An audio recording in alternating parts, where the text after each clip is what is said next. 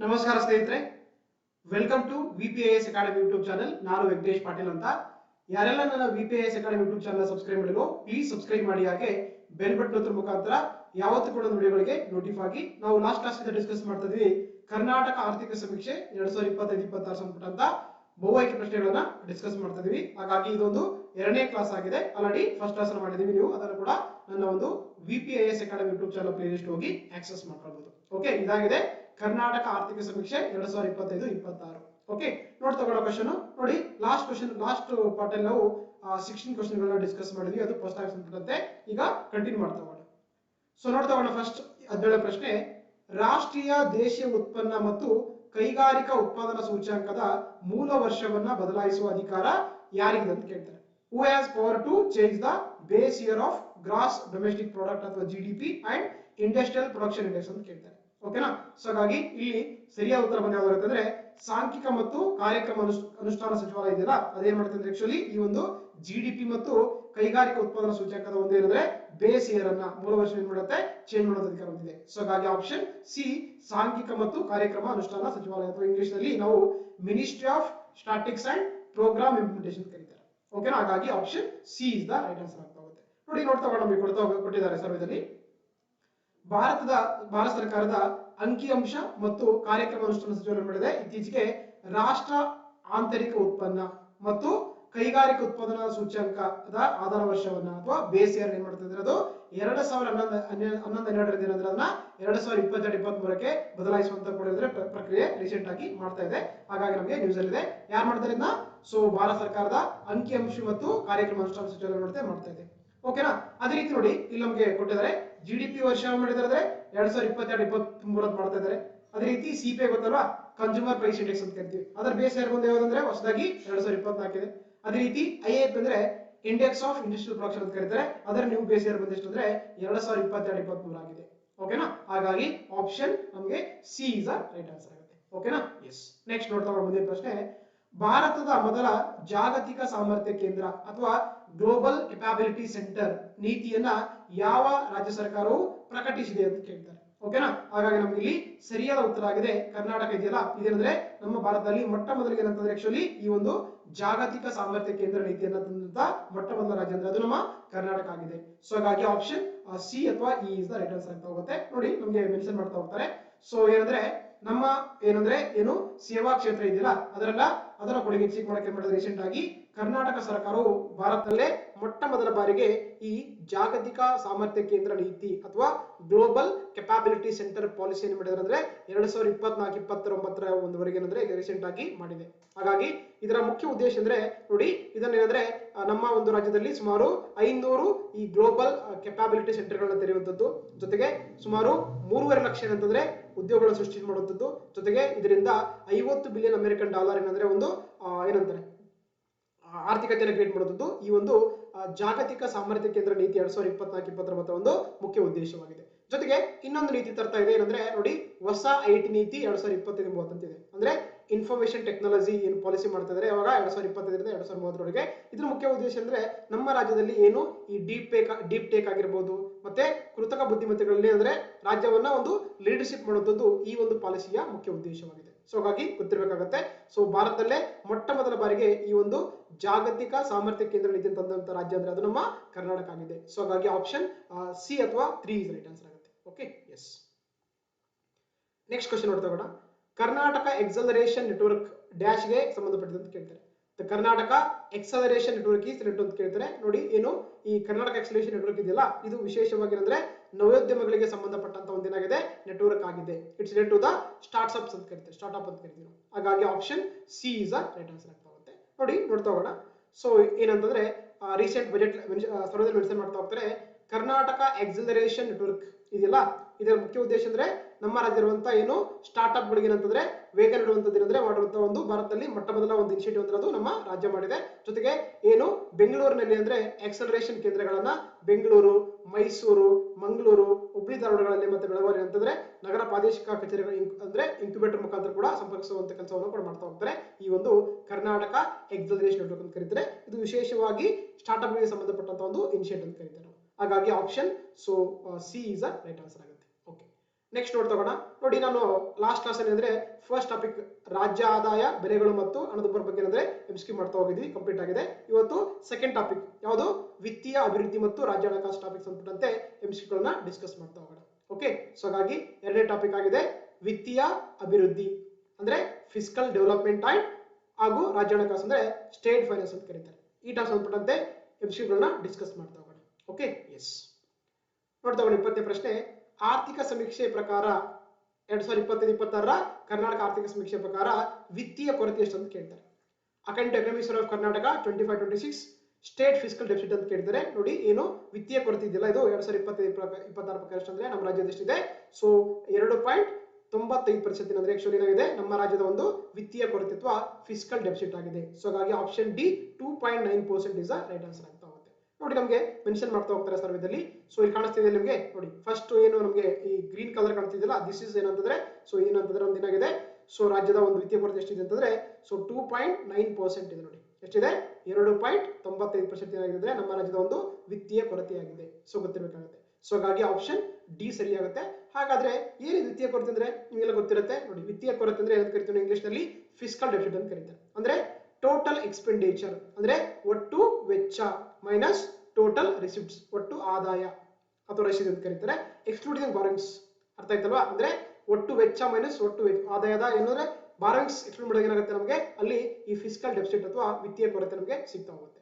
So ಹಾಗಾಗಿ ನಮಗೆ ಎಷ್ಟಿದೆ ಪ್ರೆಸೆಂಟ್ ಆಗಿ ಸರ್ವೆ ಪ್ರಕಾರ 2.95% ಇದೆ. ಸೊ ಹಾಗಾಗಿ ನಮಗೆ option D is a right answer ಆಗುತ್ತೆ. ಓಕೆನಾ, ಎಸ್ ನೆಕ್ಸ್ಟ್ ನೋಡ್ತಾ ಹೋಗೋಣ. 21ನೇ ಪ್ರಶ್ನೆ, ಈ ಕೆಳಗಿನವುಗಳಲ್ಲಿ ಯಾವ ಹೇಳಿಕೆಯು ಸರಿಯಾಗಿದೆ ಅಂತ ಕೊಟ್ಟಿದ್ದಾರೆ. Which of the following statement correct ಅಂತ ಕೊಟ್ಟಿದ್ದಾರೆ. ನೋಡ್ತಾ ಹೋಗೋಣ. ಫಸ್ಟ್ ಸ್ಟೇಟ್ಮೆಂಟ್, ಕರ್ನಾಟಕ ರಾಜ್ಯವು 2002ರಲ್ಲಿ ಕರ್ನಾಟಕ ಹಣಕಾಸಿನ ಸ್ಥಿತಿಗತಿ ಕಾಯ್ದೆಯನ್ನ ಅಂಗೀಕರಿಸಲು ಕೊಟ್ಟಿದ್ದಾರೆ. ಅಂದ್ರೆ Karnataka state pass the Karnataka fiscal responsibility act in the year of the 2002 ಅಂತ ಕೊಟ್ಟಿದ್ದಾರೆ. ಹೌದು, ಎಸ್ ಕರೆಕ್ಟ್ ಆಗುತ್ತೆ ಫಸ್ಟ್ ಸ್ಟೇಟ್ಮೆಂಟ್. ಅದೇ ರೀತಿ ಈ ಕಾಯ್ದೆಯು ವಿತ್ತೀಯ ಕೊರತೆಯನ್ನ GSDPಯ ಗ್ರಾಸ್ ಸ್ಟೇಟ್ ಡೊಮೆಸ್ಟಿಕ್ ಪ್ರಾಡಕ್ಟ್ ನ 3% ಗಿಂತ ಕಡಿಮೆ ಇರಬೇಕಂತ ಕೂಡ ಗುರಿ ಮಾಡಿದ್ದು ಕೊಟ್ಟಿದ್ದಾರೆ. ಎಸ್ ಅಂದ್ರೆ this act targets the fiscal deficit should be less than 3% of the then of GSDP ಅಂತ ಕೊಟ್ಟಿದ್ದಾರೆ. ಹಾಗಾಗಿ ಎರಡು ಹೇಳಿಕೆ ಸರಿಯಾಗಿದೆ. ಹಾಗಾಗಿ ಆಪ್ಷನ್ ಸಿ 1 ಮತ್ತು 2 ಅಥವಾ ಆಪ್ಷನ್ ಬೋತ್ 192 ಆದ ಕರೆಕ್ಟ್ ಆಗ್ತಾ ಹೋಗುತ್ತೆ. ಓಕೆ, ನೋಡ್ತಾ ಹೋಗೋಣ. ನೋಡಿ ನಮಗೆ ಮೆನ್ಷನ್ ಮಾಡ್ತಾ ಹೋಗ್ತಾರೆ ಸಮಯದಲ್ಲಿ. ಸೊ ಏನು ನಮ್ಮ ರಾಜ್ಯದ ಒಂದು ಆಕ್ಟ್ ಮಾಡ್ತಾ ಹೋಗ್ತಾರೆ. ಯಾವ ಆಕ್ಟ್ ಅದು, ಕರ್ನಾಟಕ ವಿತ್ತೀಯ ಹೊಣೆಗಾರಿಕೆ ಅಧಿನಿಯಮ 2002 ಮಾಡ್ತಾ ಹೋಗುತ್ತೆ. ಇದ್ರಲ್ಲಿ ಟಾರ್ಗೆಟ್ ಕೊಡ್ತಾ ಹೋಗ್ತಾರೆ. ಏನ್ ಟಾರ್ಗೆಟ್ ಅಂದ್ರೆ ಏನು ನಮ್ಮ ರಾಜ್ಯದ ಒಟ್ಟು ಆಂತರಿಕ ಉತ್ಪನ್ನ ಇದೆಯಲ್ಲ ಅದೇನಾಗಿರ್ಬೇಕಂತೆ 3% ಕಡಿಮೆ ಇರಬೇಕಂತ ಹೇಳ್ತಾ ಹೋಗ್ತಾರೆ.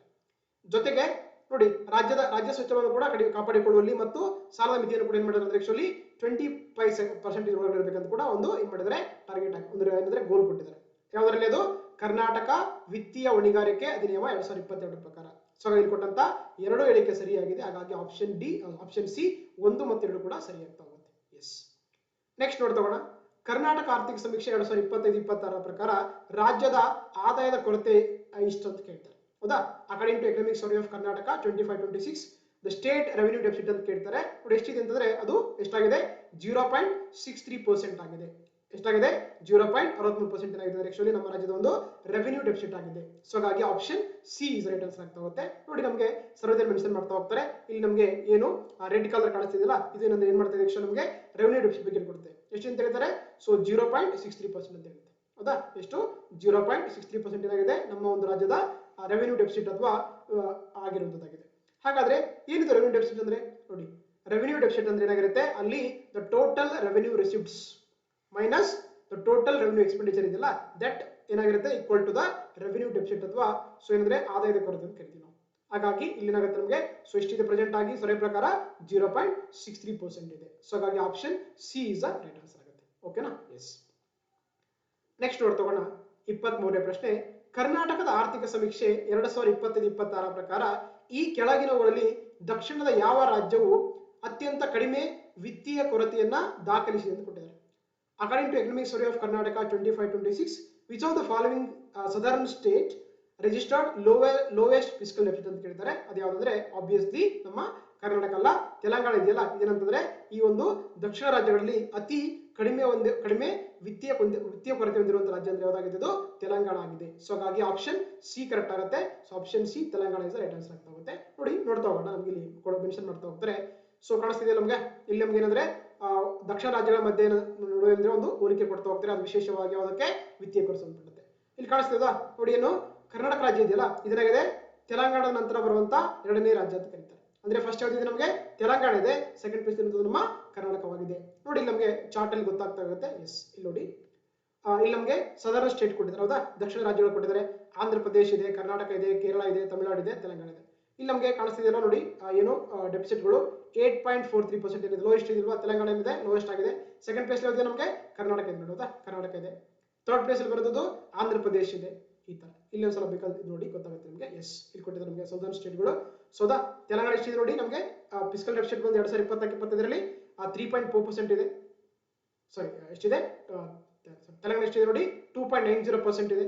ಅದೇ ರೀತಿ ಕರ್ನಾಟಕ ಎಷ್ಟು ಅಂತಂದ್ರೆ 2.9%, 9.5 ಇದೆ. ಹಾಗಾಗಿ ನಮ್ದು ಕರ್ನಾಟಕ ಸೆಕೆಂಡ್ ಪ್ಲೇಸ್ ಅಲ್ಲಿ ಇದೆ. ಮೂರನೇ ಪ್ಲೇಸ್ ಯಾವ್ದು ನೋಡಿ, ಕೇರಳ ಇದೆ 3.50, ಸಾರಿ ತಮಿಳುನಾಡು ಇದೆಯಲ್ಲ 3.40 ಇದೆ. ನೆಕ್ಸ್ಟ್ ಪ್ಲೇಸ್ ಇರೋದು ಯಾವುದು, ಕೇರಳ ಇದೆ. ಸೊ ಹಾಗಾಗಿ ಲೋವೆಸ್ಟ್ ಯಾವ್ದು ಅಂತಂದ್ರೆ ಅದು ತೆಲಂಗಾಣ ಆಗಿದೆ. ಸೆಕೆಂಡ್ ಪ್ಲೇಸ್ ಇರೋದು ನಮ್ಮ ಕರ್ನಾಟಕ. ಯಾವ್ದ್ರಲ್ಲಿ, ಅದು ದಕ್ಷಿಣ ಭಾರತ ಒಂದು ರಾಜ್ಯಗಳ ಒಂದು ವಿತ್ತೀಯ ಕೊರತೆಯ ಒಂದು ಕಂಪ್ಯಾರಿಸನ್ ಅಲ್ಲಿ ಅಂತ ಹೇಳ್ತೀವಿ ನಾವು. ಸೊ ಹಾಗಾಗಿ option C is right answer ಆಗ್ತಾ ಹೋಗುತ್ತೆ. Okay yes. ನೆಕ್ಸ್ಟ್ ನೋಡ್ತಾ ಹೋಗೋಣ. Which of the following are correctly matching ಅಂತ ಕೇಳ್ತಾರೆ. ಈ ಕೆಳಗಿನವುಗಳಲ್ಲಿ ಯಾವುದು ಸರಿಯಾಗಿ ಹೊಂದಾಣಿಕೆಯಾಗಿದೆ ಅಂತ ಕೊಟ್ಟಿದ್ದಾರೆ. ನೋಡ್ತಾ ಹೋಗೋಣ. ನೋಡಿ, ನಮ್ಮ ಒಂದು ಕಡೆ ಹಣಕಾಸು ಆಯ ಕೊಟ್ಟಿದ್ದಾರೆ, ಇನ್ನೊಂದು ಕಡೆ ಅದರ ಅಧ್ಯಕ್ಷರು ಕೊಟ್ಟಿದ್ದಾರೆ ಹೌದಾ. ಫಸ್ಟ್ ಕ್ವಶನ್ ಅಲ್ಲಿ ಫಸ್ಟ್ ಏನೇನು ಕೊಟ್ಟಿದ್ದಾರೆ ನೋಡಿ, 14ನೇ ಹಣಕಾಸು ಆಯೋಗ ಕೊಟ್ಟಿದ್ದಾರೆ ಹೌದಾ, 14ನೇ ಹಣಕಾಸು ಆಯೋಗ ಕೊಟ್ಟಿದ್ದಾರೆ. ಅದರ ಅಧ್ಯಕ್ಷರನ್ನು ಕೊಟ್ಟಿದ್ದಾರೆ ವೈ.ವಿ. ರೆಡ್ಡಿ ಅಂತ ಕೊಟ್ಟಿದ್ದಾರೆ. ಎಸ್ ಫಸ್ಟ್ ಒಂದು ಸರಿಯಾಗಿ ಮ್ಯಾಚ್ ಆಗುತ್ತೆ ಹೌದಾ. ಅಂದ್ರೆ ನೋಡಿ, ನಮಗೆ ಎ ಆಗಲ್ಲ, ಸಿ ಆಗಲ್ಲ, ಡಿ ಆಗಲ್ಲ, ಎ ಮಾತ್ರ ಆಗುತ್ತೆ ಹೌದಾ. ಅದೇ ರೀತಿ 15ನೇ ಹಣಕಾಸು ಆಯೋಗದ ಅಧ್ಯಕ್ಷರಾಗಿದ್ದಾರೆ ನಂದಕಿಶೋರ್ ಸಿಂಗ್, ಇದು ಕೂಡ ಸರಿಯಾಗಿ ಮ್ಯಾಚ್ ಆಗಿದೆ. ಅದೇ ರೀತಿ ಮೂರನೇದು 16ನೇ ಹಣಕಾಸು ಆಯೋಗದ ಪ್ರೆಸೆಂಟ್ ಕೆಲಸ ಮಾಡ್ತಿದ್ದಿಲ್ಲ, ಅದರ ಅಧ್ಯಕ್ಷರಾಗಿದ್ದಾರೆ ಡಾಕ್ಟರ್ ಅರವಿಂದ್ ಪನಗರಿಯಾ. ಹಾಗಾಗಿ ಸಿ ಕೂಡ 3 ಸರಿಯಾಗಿ ಮ್ಯಾಚ್ ಆಗಿದೆ. ಅದೇ ರೀತಿ 5ನೇ ಕರ್ನಾಟಕ ರಾಜ್ಯ ಹಣಕಾಸು ಆಯೋಗದ ಅಧ್ಯಕ್ಷರಾಗಿದ್ದಾರೆ ಎನ್ ನಾರಾಯಣ ಸ್ವಾಮಿ ಅವರು. ಸೊ ಹಾಗಾಗಿ ನಮಗೆ ಡಿ ಕೂಡ 4 ಸರಿಯಾಗಿದೆ. ಸೊ ಹಾಗಾಗಿ A1, B2, C3, D4 ಸರಿಯಾಗುತ್ತೆ. ಹಾಗಾಗಿ option A is a right answer ಆಗ್ತಾ ಹೋಗುತ್ತೆ. ಹಾಗಾದ್ರೆ ಯಾಕೆ ಪ್ರಶ್ನೆ ಅಂತ ನೋಡಿ, ನಮಗೆ ಸರ್ವರ್ ಮೆನ್ಷನ್ ಮಾಡ್ತಾ ಹೋಗ್ತಾರೆ ಏನು, ಈ ಒಂದು 15ನೇ ಹಣಕಾಸು ಆಯೋಗದ ಬಗ್ಗೆ ಹೌದಾ. ಇದೇನ್ ಹೇಳ್ತಾರೆ ನೋಡಿ, ಒಟ್ಟು ಆಂತರಿಕ ಉತ್ಪನ್ನಕ್ಕೆ ಏನ್ ಹೇಳ್ತಾರೆ ಅಂದ್ರೆ 4% ಏನ್ ಮಾಡಿದ್ದಾರೆ, ವಿತ್ತೀಯ ಕೊರತೆಯನ್ನ ಸಡಿಲಗೊಳಿಸಿದ್ದಾರೆ. ಸೊ ಅದಕ್ಕೆ ಗೊತ್ತಿರಬೇಕಾಗುತ್ತೆ ನಮಗೆ. ಓಕೆನಾ. ಹಾಗಾಗಿ so option A is a right answer ಆಗುತ್ತೆ. ಎಸ್. ನೆಕ್ಸ್ಟ್ ನೋಡ್ತಾ ಹೋಗೋಣ. ಕರ್ನಾಟಕ ಆರ್ಥಿಕ ಸಮೀಕ್ಷೆ 2025-26 ಪ್ರಕಾರ ಈ ಕೆಳಗಿನವುಗಳಲ್ಲಿ ಯಾವ ಹೇಳಿಕೆಯು ತಪ್ಪಾಗಿದೆ ಅಂತ ಕೊಟ್ಟಿದ್ದಾರೆ ಹೌದಾ. According to economic survey of Karnataka 25-26 which of the following statements are incorrect ಅಂತ ಕೇಳ್ತಾರೆ. ನೋಡ್ತಾ ಹೋಗೋಣ. ಫಸ್ಟ್ ಸ್ಟೇಟ್ಮೆಂಟ್, ರಾಜ್ಯ ಸರ್ಕಾರದ ಒಟ್ಟು ಹೊಣೆಗಾರಿಕೆಗಳು ನಿರಂತರವಾಗಿ ಹೆಚ್ಚುತ್ತಿವೆ ಅಂತ ಕೊಟ್ಟಿದ್ದಾರೆ ಹೌದಾ. The total liabilities of the state of Karnataka increasing continues ಅಂತ ಕೊಟ್ಟಿದ್ದಾರೆ. ಎಸ್ ಇದು ಫಸ್ಟ್ ಸ್ಟೇಟ್ಮೆಂಟ್ ಸರಿಯಾಗಿದೆ. ಎರಡನೇದು 2025-26ನೇ ಸಾಲಿನಲ್ಲಿ ರಾಜ್ಯ ಸರ್ಕಾರದ ಒಟ್ಟು ಹೊಣೆಗಾರಿಕೆಗಳು ಒಟ್ಟು ರಾಜ್ಯ ದೇಶ ಉತ್ಪನ್ನದ 50% ಆಗಿದೆ ಅಂತ, ಅದಕ್ಕಿಂತ ಹೆಚ್ಚಾಗಿದೆ ಅಂತ ಕೊಟ್ಟಿದ್ದಾರೆ. ಅಂದ್ರೆ in the year of 2025-26 the total liabilities of state government is more than 50% of gross GDP ಅಂತ ಕೊಟ್ಟಿದ್ದಾರೆ, GST ಅಂತ ಕೊಟ್ಟಿದ್ದಾರೆ. ಸೊ ಹಾಗಾಗಿ ನೋಡಿ, ನಮಗೆ ಇಲ್ಲಿ ಫಸ್ಟ್ ಹೇಳಿಕೆ ಸರಿಯಾಗುತ್ತೆ, ಸೆಕೆಂಡ್ ಹೇಳಿಕೆ ತಪ್ಪಾಗುತ್ತೆ. ಸೊ ಹಾಗಾಗಿ ನಮ್ಗೆ ಏನಾಗುತ್ತೆ, ಇಲ್ಲಿ ಆಪ್ಷನ್ ಬಿ 2 ಮಾತ್ರ ತಪ್ಪಾಗಿದೆ. ಹಾಗಾಗಿ ಆಪ್ಷನ್ 2 ಕರೆಕ್ಟ್, ಬಿ ಕರೆಕ್ಟ್ ಆಗುತ್ತೆ. ನೋಡಿ ನಮಗೆ ಇಲ್ಲಿ ಮೆನ್ಷನ್ ಮಾಡಿ ತೋರಿಸ್ತಾ ಹೋಗ್ತೀನಿ ನಿಮಗೆ. ನೋಡಿ ನಮಗೆ ಸರ್ವದಲ್ಲಿ ಏನಂದ್ರೆ ನೋಡಿ ಕೊಟ್ಟಿದ್ದಾರೆ. ಫಸ್ಟ್ ಇದೇನಂದ್ರೆ ರಾಜ್ಯ ಸರ್ಕಾರದ ಒಟ್ಟು ಹೊಣೆಗಾರಿಕೆ ಕೊಟ್ಟಿದ್ದಾರೆ, ಲೈಬಿಲಿಟೀಸ್ ಕೊಟ್ಟಿದ್ದಾರೆ. ನೋಡಿ 2021-22 ಇದೆಯಲ್ಲ, ಇಲ್ಲಿ ಎಷ್ಟಿತ್ತು ನೋಡಿ, 4,59,900 ಇತ್ತು ಅಲ್ವಾ. 2022-23ರಲ್ಲಿ 5,22,000 ಆಗಿದೆ. 2023-24ರಲ್ಲಿ 6,03,000 ಆಗಿದೆ. 24-25 ಎಷ್ಟಾಗಿದೆ ನೋಡಿ, 6,85,000 ಆಗಿದೆ. ಅದೇ ರೀತಿ 25-26 ಎಷ್ಟಾಗಿದೆ ಅಂದ್ರೆ 7,64,000 ಚಿಲ್ಲರ್ ಆಗಿದೆ. ಅಂದ್ರೆ ಏನಾಗಿದೆ, ನಮಗೆ ಇಲ್ಲಿ ನಾವು ಕಂಟಿನ್ಯೂಸ್ ಜಾಸ್ತಿ ಆಗ್ತಾ ಇದೆಯಲ್ಲ ವಿತ್ತೀಯ ಕೊರತೆ. ಹಾಗಾಗಿ ನಮ್ಗೆ ಏನಾಗುತ್ತೆ, ಫಸ್ಟ್ ಸ್ಟೇಟ್ಮೆಂಟ್ ಸರಿಯಾಗುತ್ತೆ. ಎರಡನೇ ನೋಡಿ ಏನಂದ್ರೆ, ಎರಡನೇ ಸ್ಟೇಟ್ಮೆಂಟ್ ಇಲ್ಲಿ ನೋಡಿ ಒಟ್ಟು ಹೊಣೆಗಾರಿಕೆಗಳು ಕೊಟ್ಟಿದ್ದಾರೆ ಹೌದಾ, ಇದು %. ನೋಡಿ ನಮಗೆ 2021-22 ಎಷ್ಟಿತ್ತು ಅಂದ್ರೆ 26.71% ಇತ್ತು. ಈಗ 25-22 ಎಷ್ಟಾಗಿದೆ ನೋಡಿ, 24.21% ಆಗಿದೆ. ಏನಾಗಿದೆ, ಇದು 50% ಆಗಿದೆಯಾ. ಇಲ್ಲಿ ಏನ್ ಕೇಳಿದ್ರೆ ನಮಗೆ 50% ಜಾಸ್ತಿ ಅಂತ ಕೇಳಿದ್ರೆ ಅಲ್ಲ. ಸೊ ಹಾಗಾಗಿ ಏನಾದ್ರೆ ಅದು 20%ಗೆ ನಿಯರ್ ಇದೆ. ಹಾಗಾಗಿ ಏನಾಗುತ್ತೆ, ಸೆಕೆಂಡ್ ಸ್ಟೇಟ್ಮೆಂಟ್ ತಪ್ಪಾಗಿದೆ. ಹಾಗಾಗಿ ತಪ್ಪದ ಹೇಳಿಕೆ ಅಂದ್ರೆ ಯಾವ್ದಾಗುತ್ತೆ, ಆಪ್ಷನ್ ಬಿ 2 ಮಾತ್ರ, ಅಥವಾ option B 2 only is right answer ಆಗ್ತಾ ಹೋಗುತ್ತೆ ಹೌದಾ. ಸೊ ಹಾಗಾಗಿ ಏನಾದ್ರೆ ನಮಗೆ ಎಷ್ಟಿದೆ ನೋಡಿ, ಸೊ ಪ್ರೆಸೆಂಟ್ ಆಗಿ ಹೊಣೆಗಾರಿಕೆ ಬಂದು ಎಷ್ಟಿದೆ, 24.91% ಇದೆ. That is not equal to 50% ಅಲ್ವಾ. ಸೊ ಹಾಗಾಗಿ ಏನಾಗುತ್ತೆ, ಎರಡನೇ ಹೇಳಿಕೆ ತಪ್ಪಾಗಿದೆ. ಹಾಗಾಗಿ ಆಪ್ಷನ್ ಬಿ 2 ಓನ್ಲಿ ಕರೆಕ್ಟ್ ಆಗುತ್ತೆ. ಓಕೆನಾ. ಎಸ್. ನೆಕ್ಸ್ಟ್ ನೋಡ್ತಾ ಹೋಗೋಣ. 26ನೇ ಪ್ರಶ್ನೆ, ಕರ್ನಾಟಕ ಆರ್ಥಿಕ ಸಮೀಕ್ಷೆ 2025-26 ಪ್ರಕಾರ ಈ ಕೆಳಗಿನವುಗಳಲ್ಲಿ ಯಾವ ಹೇಳಿಕೆಯು ತಪ್ಪಾಗಿದೆ ಅಂತ ಕೊಟ್ಟಿದ್ದಾರೆ. ಹೌದಾ? According to economic survey of Karnataka 25-26 which of the following statements are incorrect ಅಂತ ಕೇಳ್ತಾರೆ. ನೋಡ್ತಾ ಹೋಗೋಣ. ಫಸ್ಟ್ ಸ್ಟೇಟ್ಮೆಂಟ್, ರಾಜ್ಯ ಸರ್ಕಾರಗಳ ಒಟ್ಟು ಆದಾಯ ಸ್ವೀಕೃತಿಗಳು 4 ಅಂಶಗಳ ಒಳಗೊಂಡಿದೆ ಅಂತ ಕೊಟ್ಟಿದ್ದಾರೆ. ಅಂದ್ರೆ the total revenue receipt of state governments includes 4 components ಅಂತ ಕೊಟ್ಟಿದ್ದಾರೆ. ನೋಡ್ತಾ ಹೋಗೋಣ ನೋಡಿ ಇಲ್ಲಿ. ಎಸ್, ಹೌದಲ್ವಾ? ಏನು ನಮ್ಮ ರಾಜ್ಯದ ಒಂದು ಏನು ರಾಜ್ಯ ಜಮೆಗಳಿದೆಯಲ್ಲ ಅದೇನಾಗಿದೆ, ಟೋಟಲ್ ಆಗಿ 4 ಪ್ರಮುಖ ಅಂಶಗಳನ್ನು ಕೂಡಿದೆ. ಒಂದು ಸ್ವಂತ ತೆರಿಗೆ ರಾಜಸ್ವಗಳನ್ನು ಕರೀತಾರೆ, ಎರಡನೇದ್ದು ತೆರಿಗೆಯೇತರ ರಾಜಸ್ವಗಳು ಅಂತ ಕರೀತಾರೆ, ಮೂರನೇದ್ದು ಕೇಂದ್ರ ಸರ್ಕಾರದಿಂದ ತೆರಿಗೆ ಹಂಚಿಕೆಗಳನ್ನು ಕೊಟ್ಟಿದ್ದಾರೆ, ನಾಲ್ಕನೇದ್ದು ಸಹಾಯಾನುದಾನ ಮತ್ತು ವಂತಿಗಳನ್ನು ಕೊಟ್ಟಿದ್ದಾರೆ. ಹಾಗಾಗಿ ಏನಾಗುತ್ತೆ ನಮಗೆ ಫಸ್ಟ್ ಸ್ಟೇಟ್ಮೆಂಟ್ ಸರಿಯಾಗತ್ತಲ್ವಾ? ಎಸ್.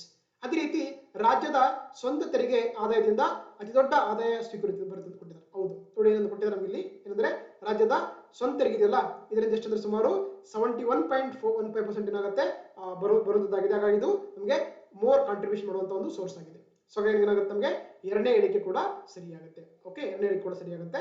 ಮೂರನೇದ್ದು ಆದಾಯ ಸ್ವೀಕೃತಿಗಳಿಗೆ ಅತ್ಯಂತ ಕಡಿಮೆ ಕೊಡುಗೆ ನೀಡುವವರು ಅಂತಂದ್ರೆ ಯಾರಾಗಿರ್ತಾರೆ, ತೆರಿಗೆಯೇತರ ಆದಾಯದಿಂದ ಬರುತ್ತೆ ಅಂತ ಕೊಟ್ಟಿದ್ದಾರೆ. ಇಲ್ಲಿ ಕೊಟ್ಟಿದ್ದಾರೆ ಅಂತ ನಮಗೆ ಏನು ಈ ನಾನ್ ಟ್ಯಾಕ್ಸ್ ರೆವೆನ್ಯೂ ಅಂತ ಕರಿತೀವಲ್ವಾ, ಅಂದ್ರೆ ಅದರಿಂದ ಏನಾಗಿರುತ್ತೆ ನಮಗೆ ಅತಿ ಕಡಿಮೆ ಬರುವಂತ ಒಂದು ಏನಾಗಿದೆ ಟ್ಯಾಕ್ಸ್ ಅಂತ ಕರಿತೀವಿ ಅಲ್ವಾ. ಹಾಗಾಗಿ ಏನಾಗುತ್ತೆ ಇದು ಕೂಡ ಕರೆಕ್ಟ್ ಆಗುತ್ತೆ. ಸೊ ಹಾಗಾಗಿ ಆಪ್ಷನ್ ಡಿ ಇಲ್ಲಿ ಕೊಟ್ಟಂತ ಯಾವುದೇ ಹೇಳಿ ಕೂಡ ತಪ್ಪಾಗಿಲ್ಲ. ಹಾಗಾಗಿ ಆಪ್ಷನ್ ಡಿ ಮೇಲ್ನಗಳು ಯಾವುದೂ ಅಲ್ಲ ಅಥವಾ none of the above is the right answer ಆಗ್ತಾ ಹೋಗುತ್ತೆ. ಓಕೆನಾ, ಅರ್ಥ ಆಯ್ತಲ್ವಾ? ಎಸ್. ಹಾಗಾಗಿ option D none of the above is the right answer ಆಗುತ್ತೆ. ನೆಕ್ಸ್ಟ್ ನೋಡ್ತಾ ಹೋಗೋಣ 27 ಪ್ರಶ್ನೆ. ಈ ಕೆಳಗಿನವುಗಳಲ್ಲಿ ಯಾವ ತೆರಿಗೆಯು ರಾಜ್ಯಗಳ ಸ್ವಂತ ತೆರಿಗೆ ಆದಾಯಕ್ಕೆ ಹೆಚ್ಚು ಕೊಡುಗೆ ನೀಡುತ್ತದೆ ಅಂತ ಕೊಟ್ಟಿದ್ದಾರೆ. Which of the following tax contribute more to state's own tax revenue ಅಂತ ಕೇಳ್ತಾರೆ. ನೋಡಿ, ನಮಗೆ ನಮ್ಮ ಸಾಮಾನ್ಯವಾಗಿ ಬಂದಾಗ ರಾಜ್ಯ ಅಂತ ಬಂದಾಗ ಏನಂದ್ರೆ ಪ್ರಮುಖವಾಗಿ 4 ಟ್ಯಾಕ್ಸ್ಗಳು ಆಗ್ತಾ ಹೋಗುತ್ತೆ.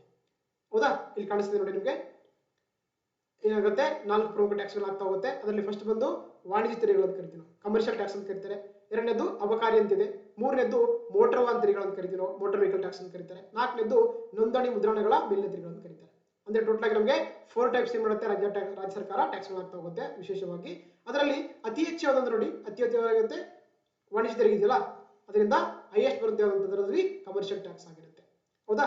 ಸೊ ಹಾಗಾಗಿ ನಮಗೆ ಯಾವ್ದಂದ್ರೆ ಆಪ್ಷನ್ ಡಿ ವಾಣಿಜ್ಯ ತೆರಿಗೆಗಳು ಅಥವಾ ಏನು ಕಮರ್ಷಿಯಲ್ ಟ್ಯಾಕ್ಸ್ ಇದೆಯಲ್ಲ ಇದರಿಂದ ಏನಾಗುತ್ತೆ ನಮ್ಮ ರಾಜಸ್ವ ತೆರಿಗೆ ಅತ್ಯಂತ ಹೆಚ್ಚು ಕಂಡುಹಿಡಿಯುವಂತ ಒಂದು ಟ್ಯಾಕ್ಸ್ ಅಂತಂದ್ರೆ ಏನಾಗಿದೆ ಅದು ವಾಣಿಜ್ಯ ತೆರಿಗೆಗಳು ಅಥವಾ ಕಮರ್ಷಿಯಲ್ ಟ್ಯಾಕ್ಸ್ ಆಗಿದೆ. ಹಾಗಾಗಿ option D is a right answer ಆಗ್ತಾ ಹೋಗುತ್ತೆ. ನೋಡಿ ನಮಗೆ ಇಲ್ಲಿ ಮೆನ್ಷನ್ ಮಾಡ್ತಾ ಹೋಗ್ತಾರೆ ಸರ್ವೇದಲ್ಲಿ. ಎಸ್, ಇಲ್ಲಿ ಕಾಣಿಸ್ತಿದೆ ನೋಡಿ ನಮಗೆ.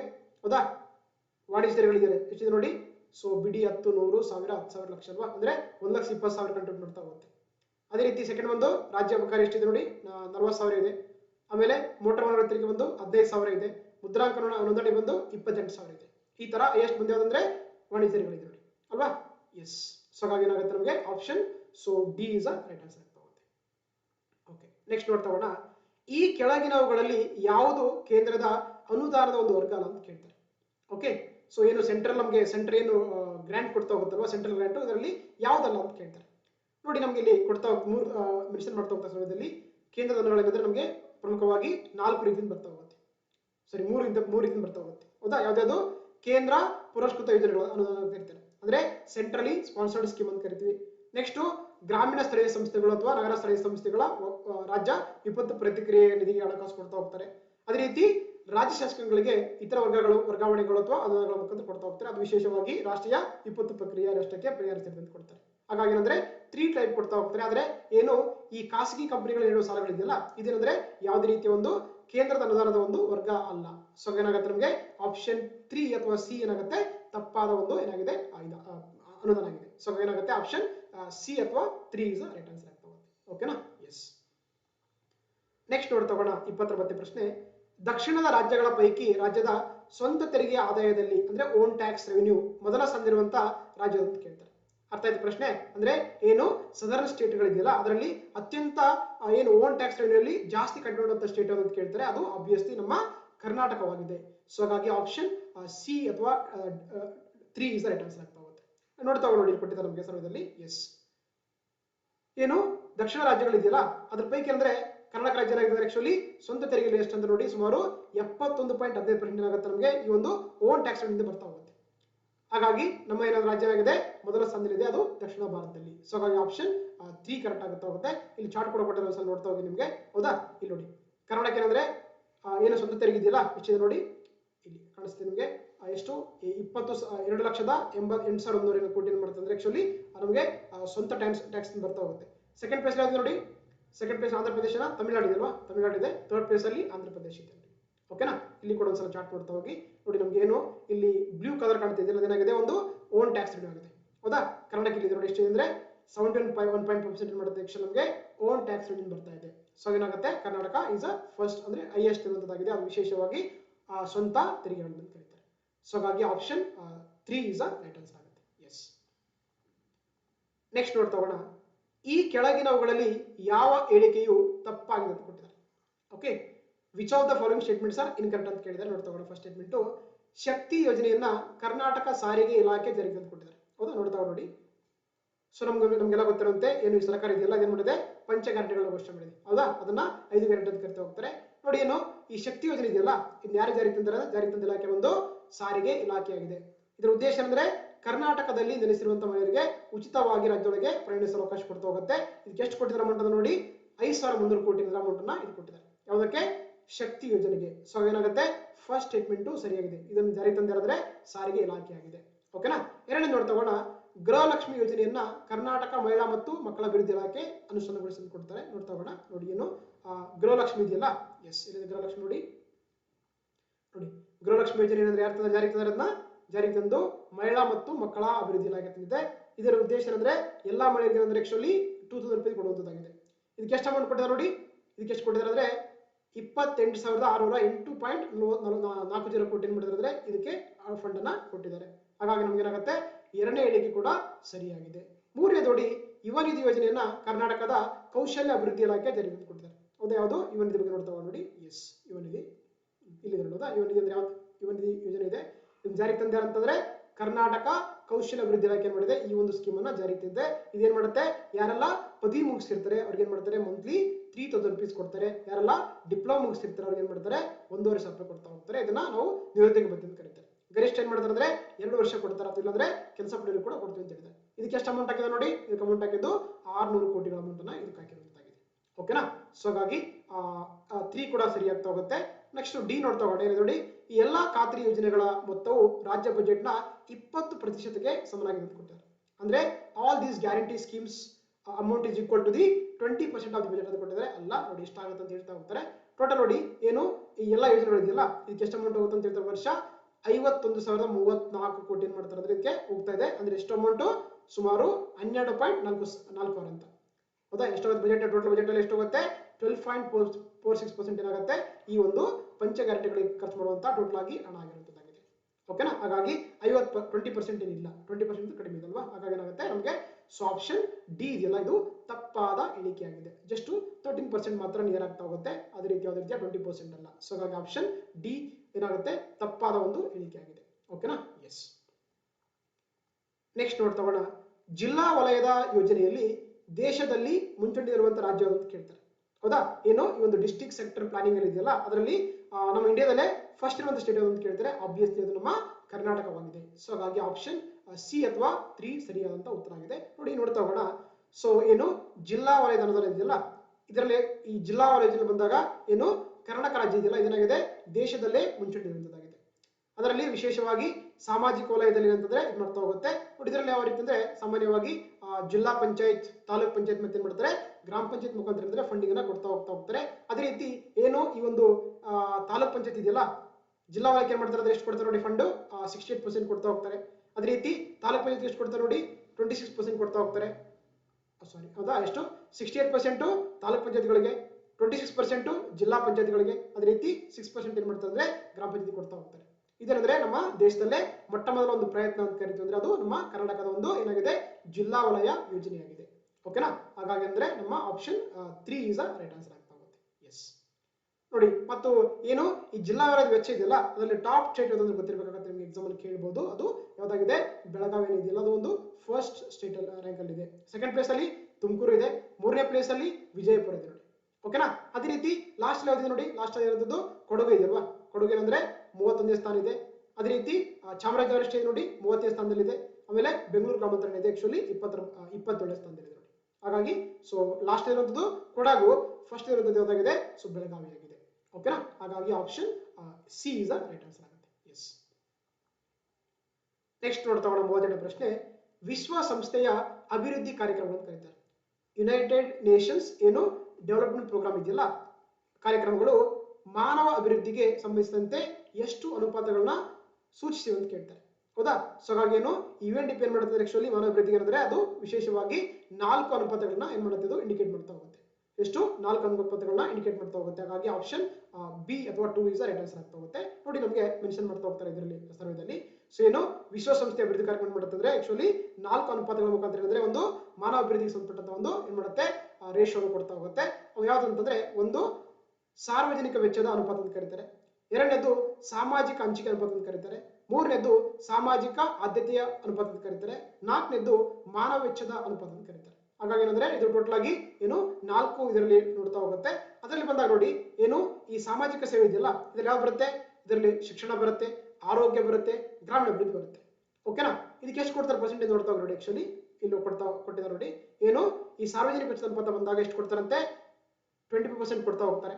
ಅದೇ ರೀತಿ ಸಾಮಾಜಿಕ ಅನುಪಾತ ಹಂಚಿಕೆ ಎಷ್ಟು ಕೊಡ್ತಾರೆ? ಹಂಚಿಕೆ ಅನುಪಾತ ಎಷ್ಟು ಕೊಡ್ತಾರೆ? 40% ಕೊಡ್ತಾ ಹೋಗ್ತಾರೆ. ಅದೇ ರೀತಿ ಸಾಮಾಜಿಕ ಆದ್ಯತೆಯ ಅನುಪಾತ ಬಂದಾಗ ಎಷ್ಟು ಕೊಡ್ತಾರೆ ಅಂದ್ರೆ 50% ಇರ್ಬೇಕಂತ ಹೇಳ್ತಾ ಹೋಗುತ್ತೆ. ಅದೇ ರೀತಿ ಮಾನವ ವೆಚ್ಚದ ಅನುಪಾತಕ್ಕೆ ಎಷ್ಟು ಅಂತಂದ್ರೆ 5% ಇರ್ಬೇಕಂತ ಹೇಳ್ತಾ ಹೋಗ್ತಾರೆ. ಈ ತರ ಏನಂದ್ರೆ ಆಕ್ಚುಲಿ ಏನ್ ಮಾಡಿದ್ದಾರೆ ಈ ಮಾನವ ಅಭಿವೃದ್ಧಿಗೆ ಈ ತರ ಒಂದು ರೇಷಿಯೋನ ಅಂದ್ರೆ ಅವರು ಕೊಡ್ತಾ ಹೋಗ್ತಾರೆ. ಓಕೆನಾ? ಹಾಗಾಗಿ ಏನಾಗುತ್ತೆ ಆಪ್ಷನ್ 2 ಅಥವಾ ಬಿ ಇಸ್ ರೈಟ್ ಆನ್ಸರ್ ಆಗ್ತಾ ಹೋಗುತ್ತೆ. ಓಕೆನಾ? ಇದಿಷ್ಟು ಟಾಪಿಕ್ 2 ಸಂಬಂಧಪಟ್ಟಂತ MCQ ಡಿಸ್ಕಸ್ ಮಾಡಿದೀವಿ. ಸೊ ನಿಮ್ಗೆ ಏನಾದ್ರು ಕೂಡ PDF ಬೇಕಾದ್ರೆ please contact the given number. ಮತ್ತೆ ಕೂಡ ಮುಂದಿನ ಕ್ಲಾಸ್ಗಳಲ್ಲಿ ರಿಮೈನಿಂಗ್ ಟಾಪಿಕ್ ಅನ್ನು ಡಿಸ್ಕಸ್ ಮಾಡ್ತಾ ಹೋಗೋಣ. ಈ ಒಂದು ಕ್ಲಾಸ್ ನಿಮ್ಗೆ ಇಷ್ಟವಾಗಿದ್ರೆ ದಯವಿಟ್ಟು ನನ್ನ ಚಾನಲ್ ಸಬ್ಸ್ಕ್ರೈಬ್ ಮಾಡಿ, ನಿಮ್ಮ ಫ್ರೆಂಡ್ಸ್ಗೆ ಶೇರ್ ಮಾಡಿ. ಮತ್ತೆ ಕೂಡ ಮುಂದಿನ ಕ್ಲಾಸ್ ಸಿಗ್ತಾ ಹೋಗೋಣ. Thank you.